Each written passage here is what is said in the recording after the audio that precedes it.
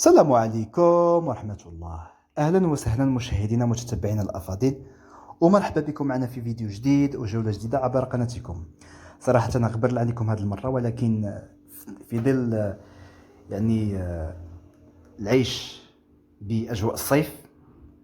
صراحة الصيف هو اللي كيروج الحركة، خصوصا في القطاع السياحي، وبعد انقطاع دام تقريبا قرابة عامين بسبب تفشي فيروس كورونا.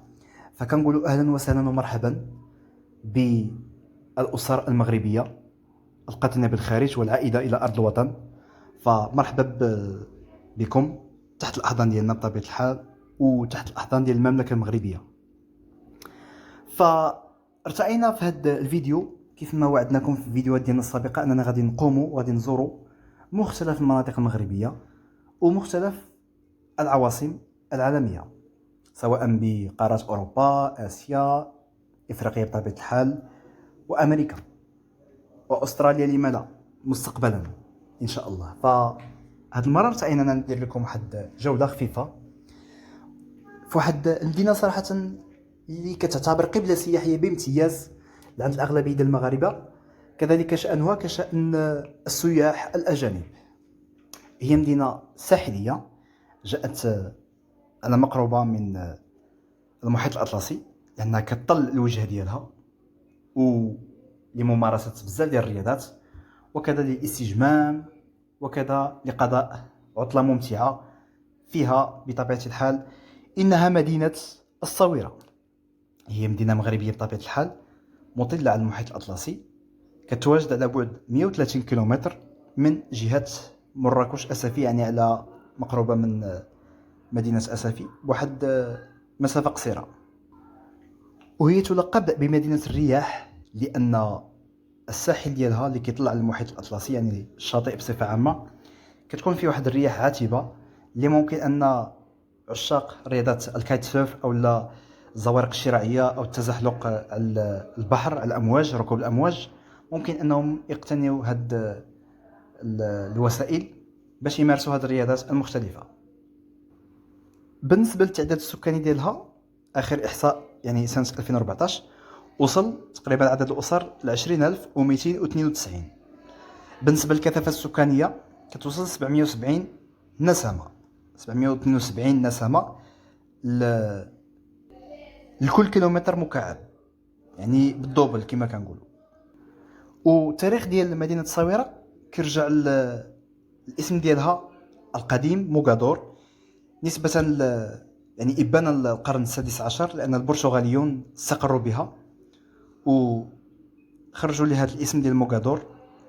وقام بالتحسين ديالها ملك البرتغال آنذاك مانويل الأول في عام 1506، ولكن التأسيس الفعلي للمدينة بزغ في القرن الثامن عشر، بالضبط في عام 1765، يعني عندما أكل السلطان العلوي محمد الثالث بن عبد الله مهمة إعادة بنائها في نسختها الحالية إلى تيودور كومود في عام 1760.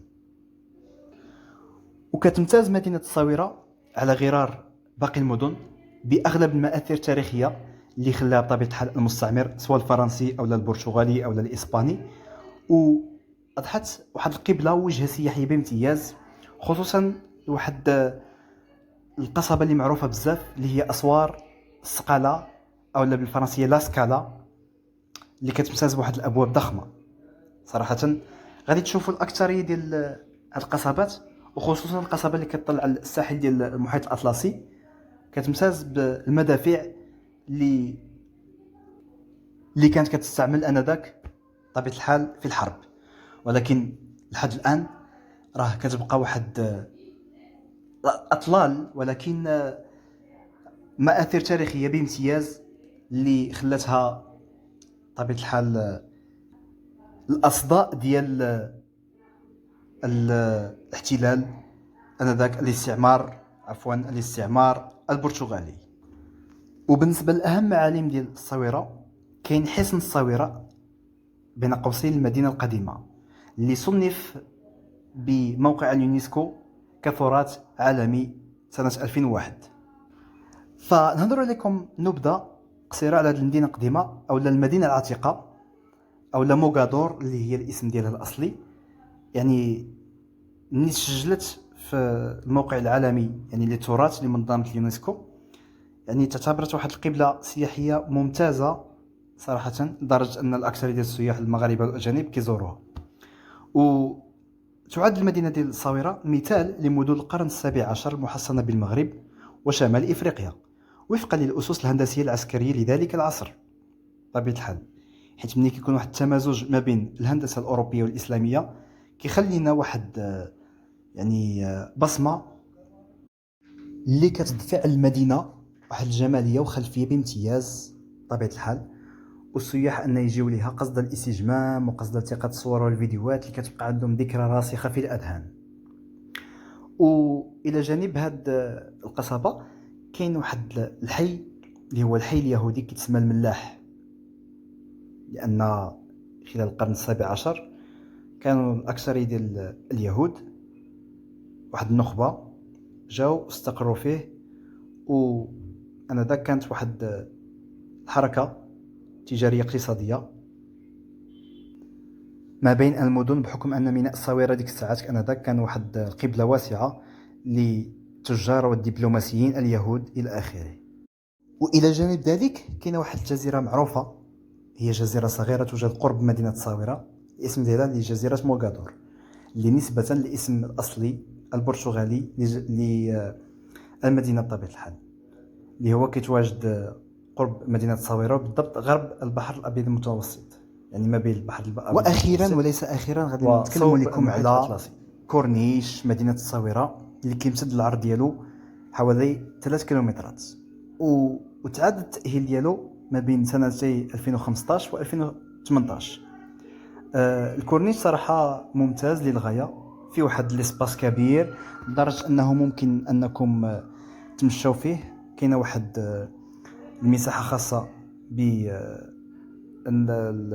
بالمصطافين اللي كيرتديو يعني الشاطئ، وإضافة إلى ذلك كاين واحد الممر خاص بعشاق الدراجات الهوائية لممارستها، وإضافة يعني مع تواجد النخيل كاينين فضاءات خضراء اللي كتخلي الإنسان ممكن أنه يقوم بواحد الجولات خفيفة، منهم يمارس رياضة المشي أو الجري الفوتينغ. بطبيعة الحال غادي تشوفوا المقاهي المتواجدة على شكل فضاءات صراحة، اللي ممكن أن الإنسان يجي لها ووليداته، لأن فيها بطبيعة الحال فضاءات للألعاب. يعني من بين مختلف هذه المناطق اللي ذكرنا لكم ممكن أنكم تشوفوهم وتزوروهم بطبيعة الحال مع العائلة، وغادي يعجبكم الجو، لأن صراحة المغرب ديالنا كيزخر بمختلف المناطق السياحية وكذا الفضاءات العائلية. وهكذا الفيديو ديالنا كيشارف على النهاية. صراحة ما سخناش بكم بهذه الجولة، ولكن إلى عجبكم الفيديو بطبيعة الحال عطونا الارتسامات ديالكم أسفل التعليق في الفيديو، وما تنسوش تضغطوا على زر لايك، سبسكرايب، سابوني، بارطاجيو الفيديو مع صحابكم مع العائلة ديالكم وكذا مع الأصدقاء ديالكم، باش يجيو يكتشفوا هذه المدينة العريقة بالتاريخ ديالها، بالحضارة ديالها، وكذا بالمرافق ديالها الخاصة والعمومية لزيارتها، وكذا للاستمتاع بأوقات ممتعة خصوصا في فصل الصيف في العطلة. وقولوا لنا الارتسامات ديالكم، الآراء ديالكم، التدخلات ديالكم حول هذه الجولة.